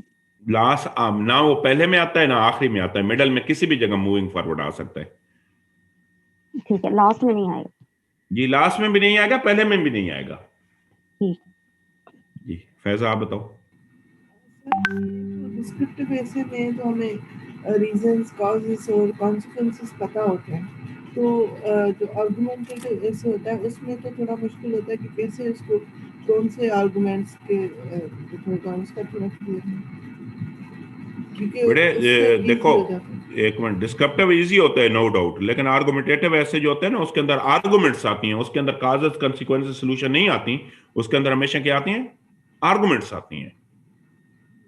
जैसे सर आपने कल आर्गुमेंटेड ऐसे पढ़ाया था, उसमें हजरत मोहम्मद मुस्तफ़ा सल्लल्लाहु अलैहि वसल्लम का दिया था, वो भी एक अलग अलग पैराग्राफ बनेगा। ये हर चीज में देखो, उसमें पहली हिस्ट्री से आएगी, दूसरी हुजूर सल्लल्लाहु अलैहि वसल्लम से आएगी, तीसरा पैराग्राफ बिल गेट्स पे होगा, चौथा पैराग्राफ अलेक्जेंडर पे होगा। मीन कि हर एक एग्जांपल जो थी, हर एक एग्जांपल पे अलग पैराग्राफ लिखा जाएगा। सर फिर इसको तो सपोर्टिंग तो नहीं मिलेगी ना? किसको? अलग अलग जो है, जैसे बिल क्लिंटन हो गया, ये हो गया, इनको तो फिर सपोर्ट कैसे करेगी? बेटे आप सपोज लिखते हो, पहला एग्जांपल लिखते हो, मेरा टॉपिक था कि nothing great was ever achieved without enthusiasm, ठीक है, या उसको भी छोड़ देना है। यहाँ पे मेरा एक मैंने आपको ऐसे दिया है, और ऐसे आर्गुमेंटेटिव भी है कि gender equality is a myth. नजर आ रहा है आपको? हमने यहाँ पे लिखा है कि मेल जो है ना उसकी हेजमनी है हर जगह पे, यही लिखा है ना फैजा, यही लिखा है ना? तो इसको देखो ना, आगे हमने प्रूव तो किया है, हर जगह प्रूव कर रहे हैं, इसकी सपोर्ट तो लिख रहे हैं, उसकी डिटेल से लिख रहे हैं।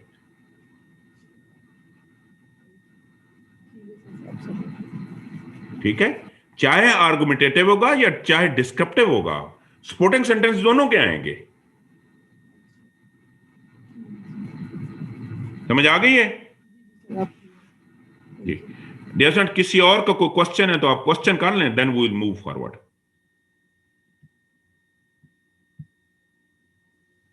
अच्छा, मैं दोबारा एक दफा बताऊंगा आपको चीजें।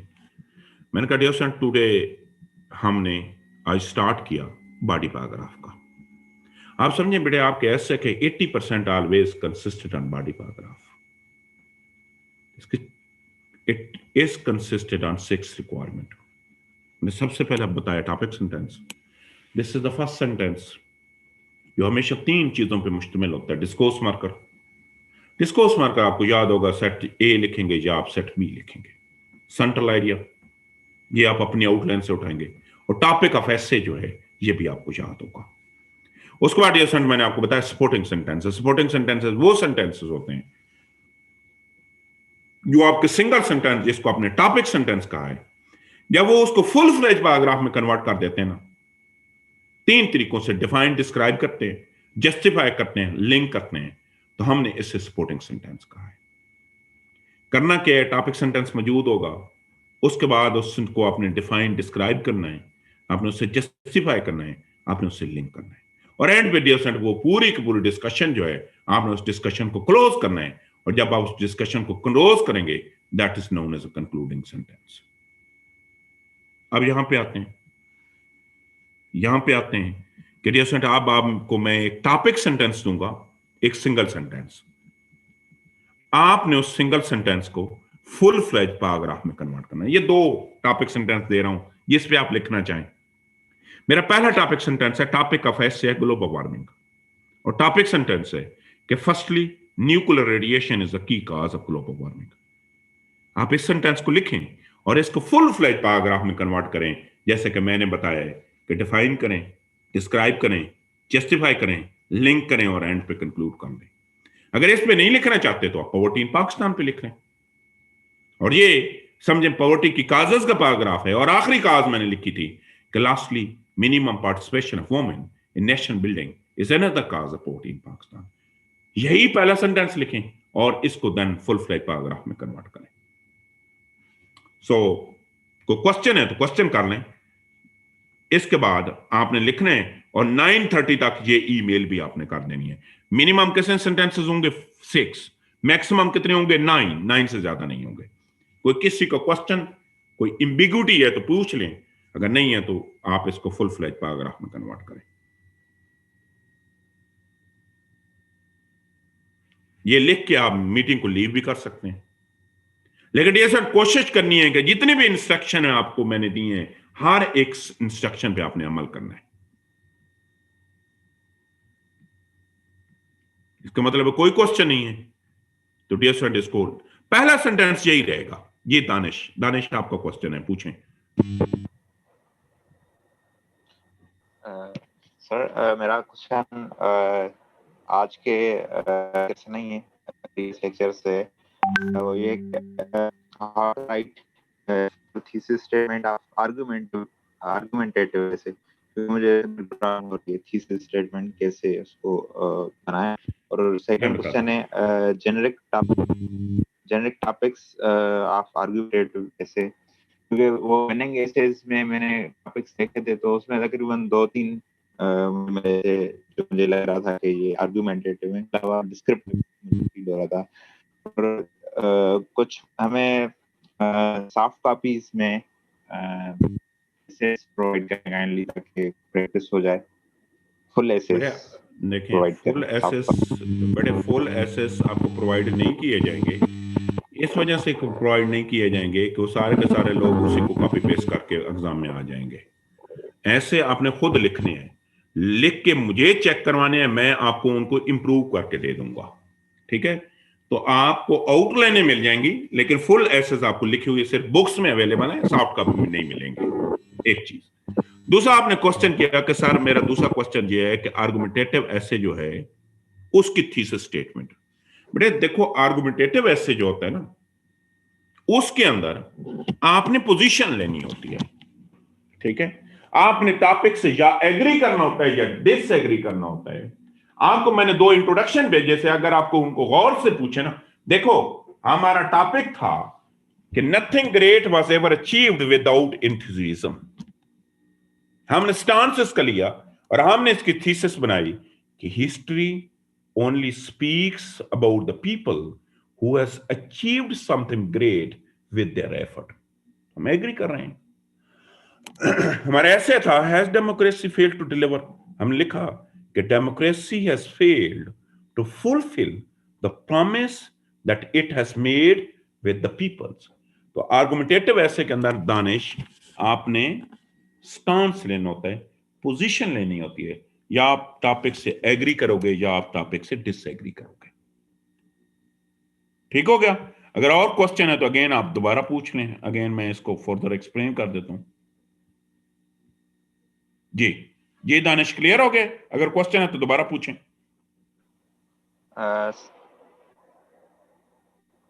जी सर, ये कि सो हम थीसिस स्टेटमेंट को हम डिस्कोर्स मार्कर से या मतलब प्रूव करेंगे, हेंस जैसे कर सकते हो बेटे, डिस्कोर्स मार्कर बिल्कुल लिख सकते हो, लिख सकते हो। ठीक है सर। जेनेरिक टॉपिक कुछ हमें बताएं आर्गुमेंटेड बेसिस के। आर्गुमेंटेटिव ऐसे के आगे टॉपिक्स जो है, टॉपिक आगे मैं आपको बताऊंगा अगले 2-3 लेक्चर्स में। ठीक है, ठीक, ओके। हिरा आप बताएं, हिरा क्वेश्चन आप करें। हिरा मैं सुन रहा हूं आपको। अस्सलाम वालेकुम सर। जी हिरा। सर ये टास्क दोबारा बता दें, हमने एक ही पैराग्राफ लिखना है या एक से ज्यादा लिखने हैं? एक ही लिखना है जी, इनमें से 2 में से किसी एक पे आपने पैराग्राफ लिखना है। मैंने पहला सेंटेंस दे दिया है, पहले सेंटेंस को आपने फुल फ्लेज पैराग्राफ में कन्वर्ट करना है। जी सर ठीक है, थैंक यू सर। उमैर आप बताएं। उमैर मैं सुन रहा हूं आपको।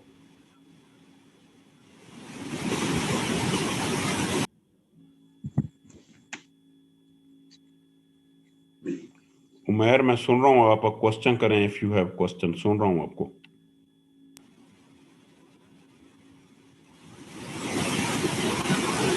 उमैर आपकी साउंड में कोई इशू है, आपकी आवाज नहीं आ रही है। ठीक है, आप अपना इशू फिक्स कर लें, दोबारा क्वेश्चन करना। जी बिलाल आप क्वेश्चन करें। मोहम्मद बिलाल अकबर। सर ये अपोनेंट का कैसे स्टांस देते हैं, इसमें थोड़ी सी कंफ्यूजन थी, इसको थोड़ा बेटे अपोनेंट वाले स्टांस का भी आपको मैंने बताया ही नहीं है, वो पैराग्राफ मैंने छोड़ दिए हैं, वो छोड़ दें अभी। सर वो इंट्रोडक्शन में भी थोड़ी सी कंफ्यूजन थी किस तरह। बेटे देखो, जब आपका अपना स्टांस खत्म हो जाता है ना, ठीक है, आप ऑन द अदर हैंड करके अपोनेंट का स्टांस देते हो। मतलब मेरा क्लेम था कि आप कि डेमोक्रेसी फेल हो गई है, मैंने लिखा on the other hand many people believe that democracy has not been provided enough time to